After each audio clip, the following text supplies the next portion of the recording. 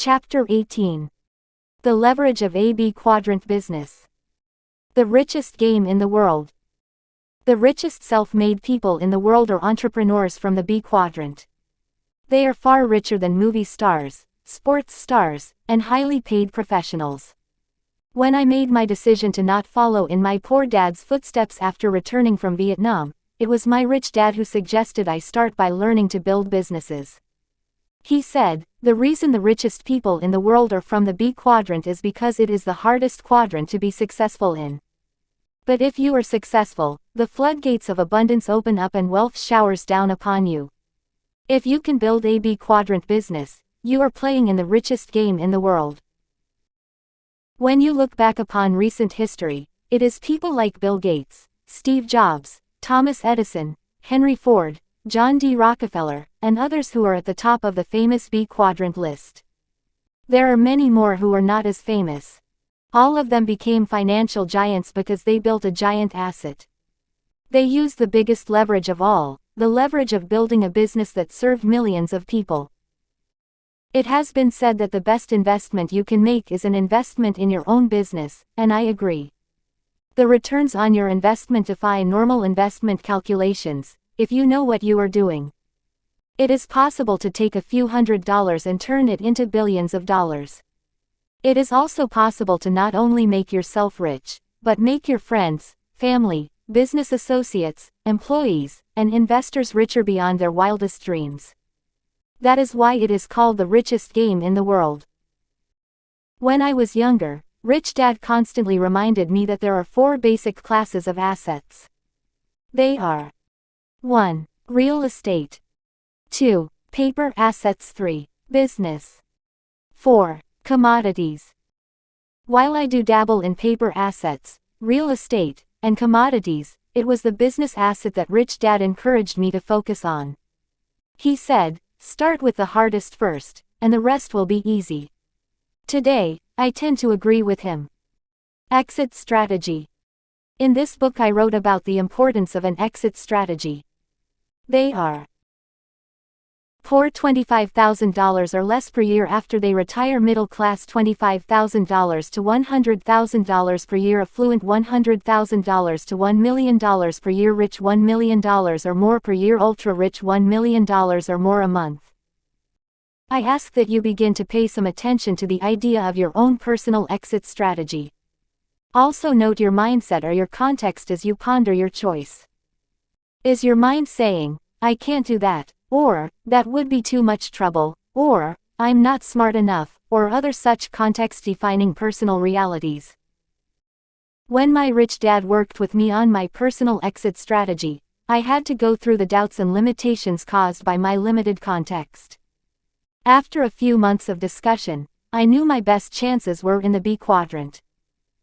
In my opinion, even before choosing your exit level, you may want to assess your personal strengths and weaknesses, and which quadrant offers you the best shot at retiring young and retiring rich.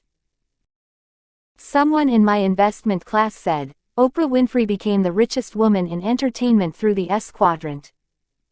I asked the individual why he thought that. His reply was, because she is a self-employed person. If she stopped working, her income would stop. How do you know that? I asked. I then asked him what Harpo Productions was. He did not know. My answer was, Harpo Oprah, spelled backward. Productions is Oprah's company, her B quadrant business. That business is run by other people and invests in other ventures. She may be a star in the S quadrant, but her context is in the B quadrant. The point of saying all this is that the quadrant you are in has little to do with what your profession is. Michael Jordan may have been an employee of the Chicago Bulls, yet he still had his own B quadrant business on the side. Medical doctors can be in the E, S, B, or I quadrant, depending upon their context. So can a janitor be in all 4 quadrants. I say all this because too many people have a mindset in only one context, rather than learning to have more than one context. Those people with tight or rigid context walls often work the hardest, the longest, and often wind up with the least. In today's information age, it is imperative that we all have more than one context and be in more than one quadrant. If you can do that, you will find that your possibilities of attaining a higher level exit strategy will become easier, and possibly more realistic. In other words, the reason Kim and I can exit at or above the ultra-rich level is because we operate primarily from the B quadrant. Instead of working for thousands or millions, we work to have tens of millions, and maybe more, as our exit strategy. Says ooh la la, ooh la la, ooh la la, ooh. Oh, I can't help you, turn me on so bad. Ooh la la, ooh la la, ooh la la, ooh. I just can't seem to get you off my head. Speechless with every single kiss. The one thing rolling off my lips is ooh la la, ooh la la, ooh la la, ooh. Ooh la la, ooh la la, ooh la la, ooh.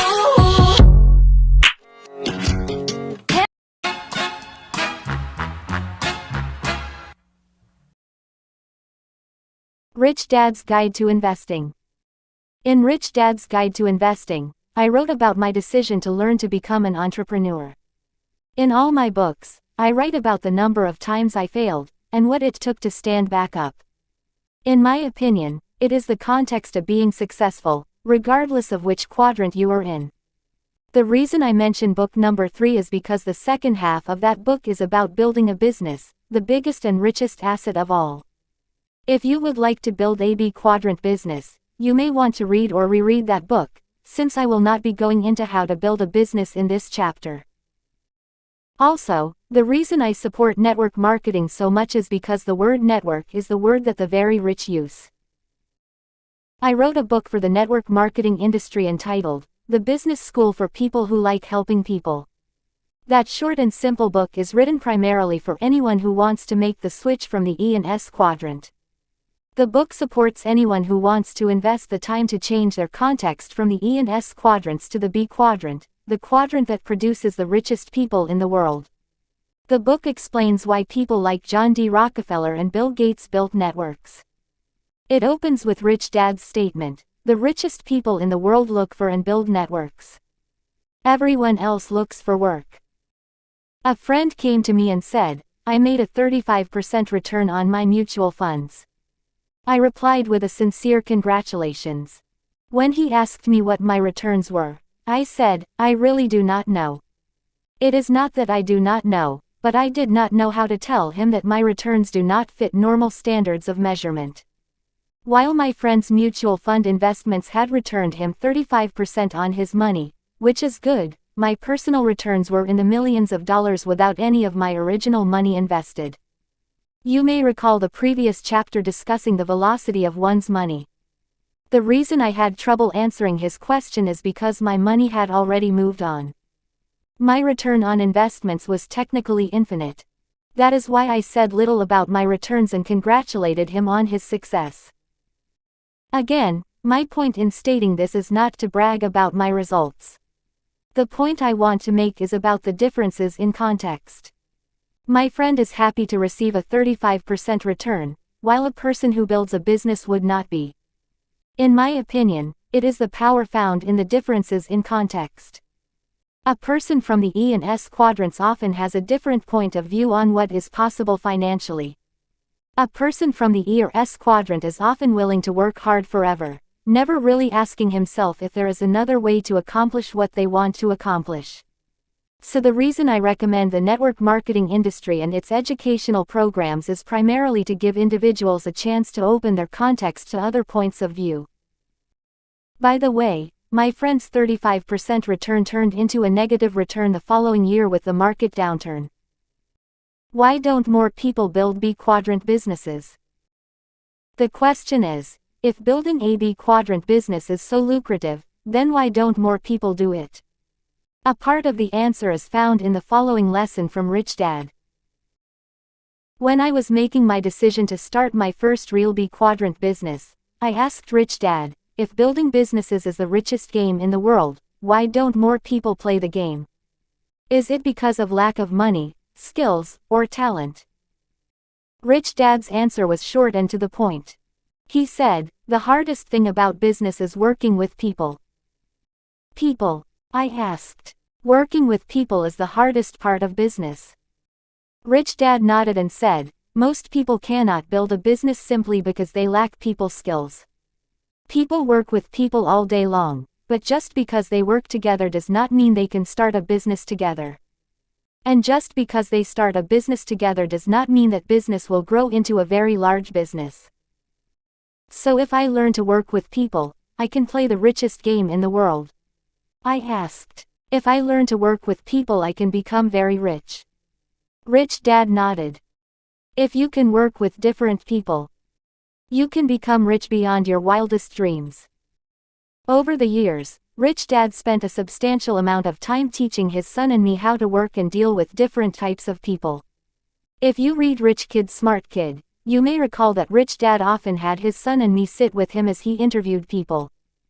Learning how to hire and fire people was an interesting learning process, especially when the people Rich Dad was hiring and firing were as old as my mom and dad. To him, teaching his son and me how to deal with different types of people was one of the most important educational head starts he could give us. He would say, if you can work with different people, you can become rich beyond your wildest dreams. For those of you who read Rich Dad's cash flow quadrant, you may remember how important this simple diagram was to Rich Dad. Rich Dad created this diagram to illustrate his point that the world of business is made up of 4 different types of people. The E quadrant represents employees, the S represents small business or the self-employed, the B quadrant represents the business owner, and the I quadrant represents the investor. The primary point of this diagram was that people from the different quadrants are different at the core. Rich Dad would say, to be successful in the B quadrant, you need to know how to communicate with and work with people from all 4 quadrants. It is the only quadrant that absolutely requires that ability. In other words, one of the reasons so many businesses fail is because the entrepreneur is often unable to work and get along with different types of people. During the 1980s, I was back in Hawaii, and Rich Dad invited me to sit in on a board meeting where he was one of the directors. The company was in trouble, and Rich Dad wanted me to learn from this unpleasant experience. The company was a small startup company that explored for oil in Canada. Rich Dad did not form the company, but now that the company was in trouble, he had been invited to join the board and see if the company could be saved. The company got into trouble due to a single decision by the CFO. This decision had left the company deeply in debt and about to go bankrupt. After the meeting began, Rich Dad asked the rest of the board, why was he, the CFO, allowed to make such a big financial decision without checking with the board? The answer from another board member was, because he was a senior vice president of XYZ giant oil company. Rich Dad raised his voice and said, so what? So what if he was at one time a senior vice president of a large oil company? Well, we thought he knew much more than we did. So we let him act on his own, said another board member.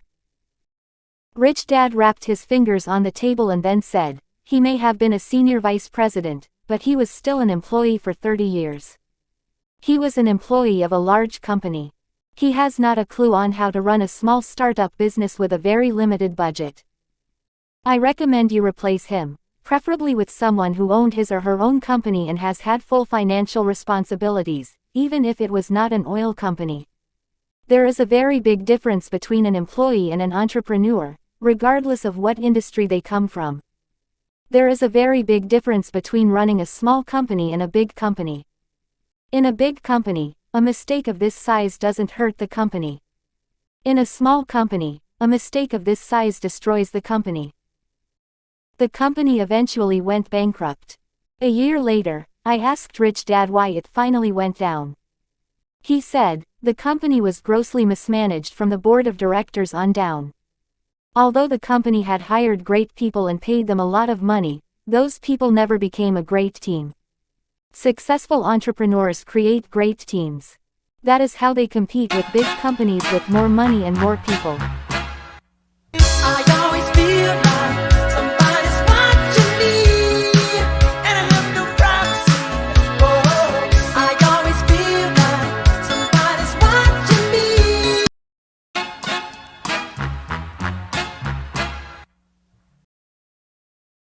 The different skills.